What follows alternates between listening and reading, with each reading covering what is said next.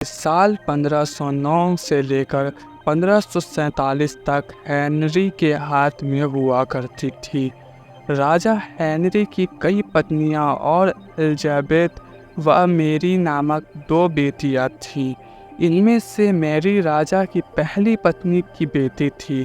राजा Henry को Mary ज़्यादा पसंद नहीं थी, इसलिए वह उसको साथ बुरा व्यवहार करते थे।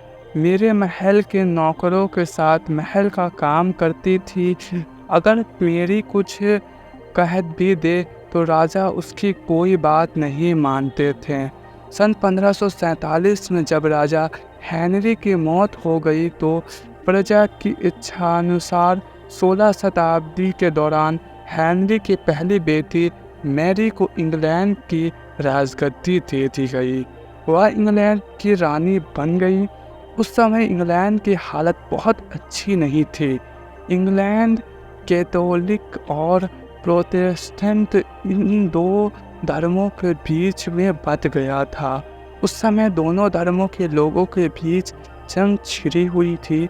रानी मेरी चाहती थी कि पूरे इंग्लैंड में सिर्फ एक ही धर्म हो, लेकिन लोगों ने उनकी यह बात मानने से साफ इनकार कर दिया था। इससे नाराज़ होकर रानी ने उनकी बात ना मानने वालों को मौत की सज़ा दे दी थी। वह ऐसे लोगों को जिंदा भी जला देती थी। रानी मैरी की इस करतूत की वजह से इंग्लैंड के लोग उससे नफरत करने लगे। ऐसे भी कहा जाने लगा कि रानी मेरी कुंवारी जवान लड़कियों के खून से नहाती थी।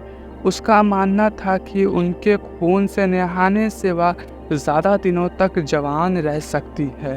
कुछ सालों बाद रानी मैरी ने शादी कर ली और कुछ समय बाद इंग्लैंड में एक खबर आई कि रानी मैरी गर्भवती है और जल्द ही उनके राज्य को उनका नया राजा भी मिल जाएगा।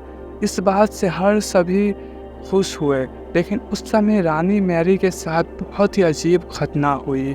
उनके गर्भ से किसी भी बच्चे का जन्म नहीं हुआ, बल्कि कुछ ही महीने बाद रानी मैरी का पेट फिर से सामान्य हो गया। वहाँ के ओझा लोगों ने अपनी तंत्र विद्या से बताया कि रानी मैरी के गर्भ में कोई बच्चा नहीं, बल्कि एक भूत आकर निवास करता है। कुछ समय बाद फिर रानी मैरी के गर्भ में वही भूत आकर रहने लगा और वह फिर से गर्भवती हो गई। इस बार भी रानी को कोई बच्चा नहीं हुआ और उस घटना के कुछ ही दिनों के बाद रानी मैरी की मृत्यु हो गई।